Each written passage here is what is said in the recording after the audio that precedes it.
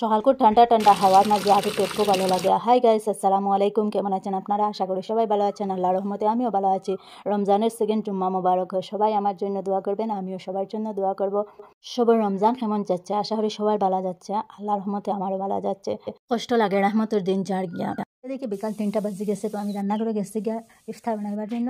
আর ইফতার ready হয়ে লাইছে। আমার তো রয়েছে খালি ফুকুরি বানাইবার, তো ভাবলাম ফুকুরিও বানাইলাই। আর রোজা মাস ফুকুরি না হইলেও না, ফুকুরি না হইলে রমজান করি লাগেও না। এদিকে মাত্র 10 মিনিট রয়েছে, টাইম একদম যার কি। আর আমি আল্লাহর ডাকে হয়ে আল্লাহ আমার লেট হয়ে গেছে, আল্লাহ তুমি মদত করো। আমি যদি কোনো খামো আল্লাহ লেট হয়ে যায়, আমি বলে যাই। আর শর্ট টাইম থাকতে আমি খালি আল্লাহর ডাকতে থাকি। আমার দিলে সবসময় দিলে শ্বাসের লগে ডাকতে থাকি, আল্লাহ আমার মদত করো।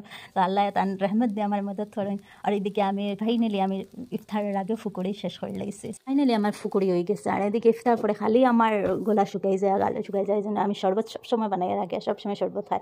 আবার এত আর আমার হাওয়াদের আর ধরকদের মেঘ দেওয়ার জন্য বাদে এমন মেঘ আনছে, দেখুন এত হিল কমসে আধা ঘন্টা হিল দিচ্ছে।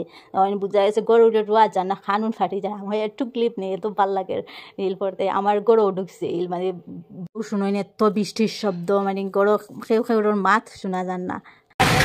এদিকে সেহরির টাইম হয়েছে। আমার ছেলে আনা খাই আগের দিন রোজা রাখি দেয়, তো তারা কইলাম তুই আনা খাই রাখিস না, অসুস্থ করবি, আমি তোর ডাকিয়া দিব বাদর দিন। তো আমি তাদের ডাকিয়া, তো ফাইনালি হে উঠে গেছে। আজকে এই পর্যন্ত।